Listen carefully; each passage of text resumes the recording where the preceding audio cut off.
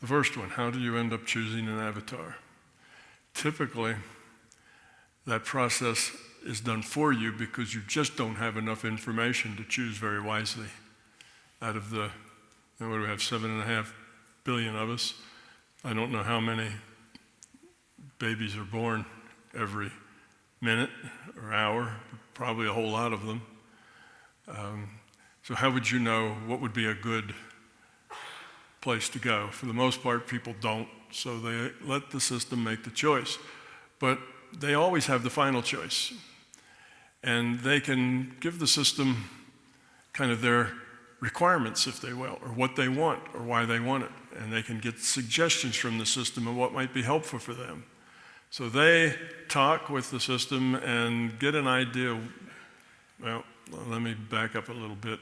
If you're in the beginning end, the very beginning end of this evolution thing and incarnations, it's a hop in, hop out. You don't really make much choice. You just need experience. You don't need a special kind of experience. You just need experience of all kinds. So for the first 100 or 2 of your incarnations, it's a hop out, hop in, hop out thing, like those buses, right? Hop on, hop off. You come out, you need another experience, you go do it. You need another experience, you just do it. You're sometimes male, sometimes female, sometimes rich, poor, black, white, green, whatever. You want experience in all of the things that you can get experience in. As you've been around a while, you realize certain areas that you're not very grown in, certain problems you have, issues that seem to trip you up.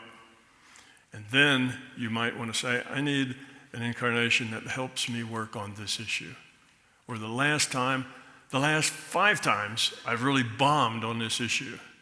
I need something a little easier on that issue. I don't want to bomb again. So I need a little rest this time to get some success under my belt.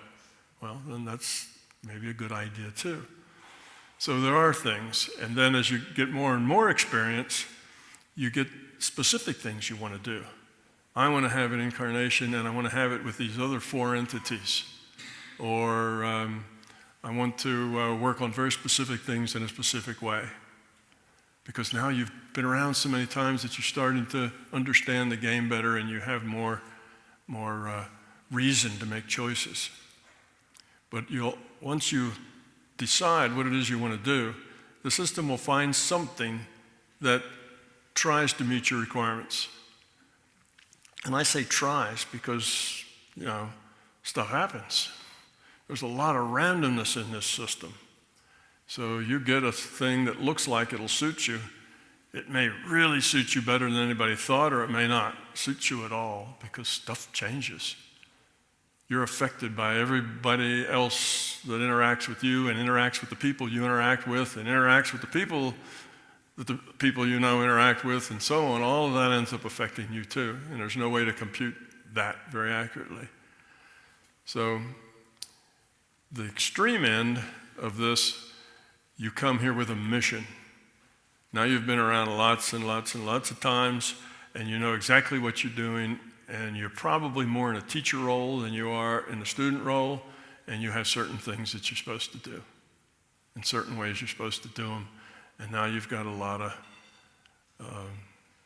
scripting going on, which is just the opposite of the jump in, jump out.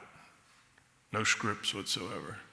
Okay, so basically you let your needs be known, the system tries to match them, and then whatever happens, happens after that.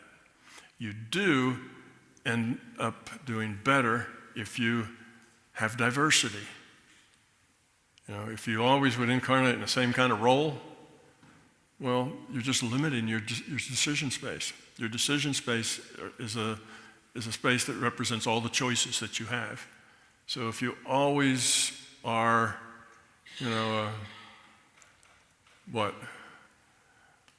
certain race, certain sex, certain place, with certain customs, certain culture, and you just keep doing that, well, you're walling yourself off from a whole lot of other diversity, which means you will kind of grow in a very stilted manner.